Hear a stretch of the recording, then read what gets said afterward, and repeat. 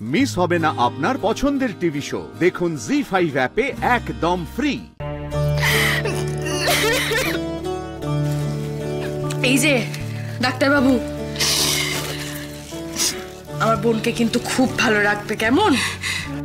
আর যেন কোনো ঝগড়াঝাটি না হয়। হ্যাঁ, যেন তোমাদের এই ঝগড়াঝাটির জন্য আমাকে প্রিন্সিপালের কাছে গিয়ে আর কমপ্লেন করতে না হয়, বুঝেছো? দিদি, এটা কিন্তু পার্সিয়ালিটি হয়ে গেল। আমি কি একা ঝগড়া করি? দিদি ভাই, তুই একটু কাঁদছিস না কেন রে? আমি বাড়ি ছেড়ে চলে যাচ্ছি, তুই ওর সাথে কথা বলে যাচ্ছিস। আমার জন্য একটু কষ্ট হচ্ছে না তোর? পাগলি বোন আমার, তোর ভালোবাসার মানুষের সঙ্গে তোর বিয়ে হয়েছে, নতুন একটা জীবন শুরু করতে চলেছিস, আর আমি খুশি হব না? কান্নাকাটি করব? এতটাও দুর্বল তোর দিদিভাই নয়। না না, একদম কান্নাকাটি করে। আমি মা হয়েই বলছি বাবা, স্রোতের অনেক প্রিয় মিষ্টি আর রাই হয়তো আমার থেকেও বেশি প্রিয়। এটা আমার খুব অভিমানী, একটু মানিয়ে দিও। আর যদি কিছু হয় নিজেদের মধ্যে কথাটা তো বলে মিটিয়ে দিও, আর না হলে ওই রাইকে মিষ্টিকে বলো।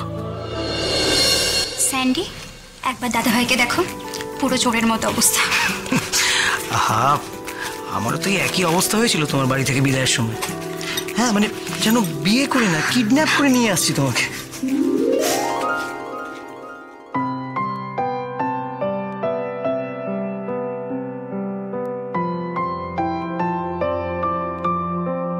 দেখি হাতটা, দেখি।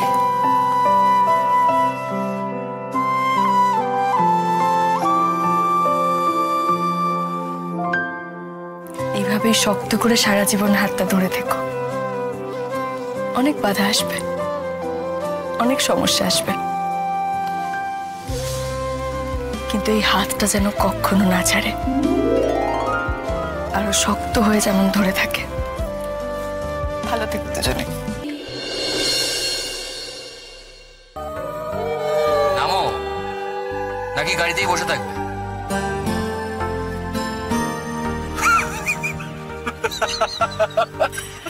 কি হলো? অদ্ভুত তো, আপনি হাসছেন কেন? হাসার মতো কি হলো? এই আয়েশা, একবার আয়নায় ওর মুখটা দেখা। আমাকে আবার জিজ্ঞেস করছে কেন হাসছি। এত হাসার কি আছে? একটা মানুষ না আজম্মের মতো নিজের বাড়ি ছেড়ে চলে আসছে, বুঝেছো? তোমাকে যদি এটা করতে হতো দেখতাম, কেঁদে তো ভাসাতে। এতই যদি দুঃখ, তাহলে এলো কেন?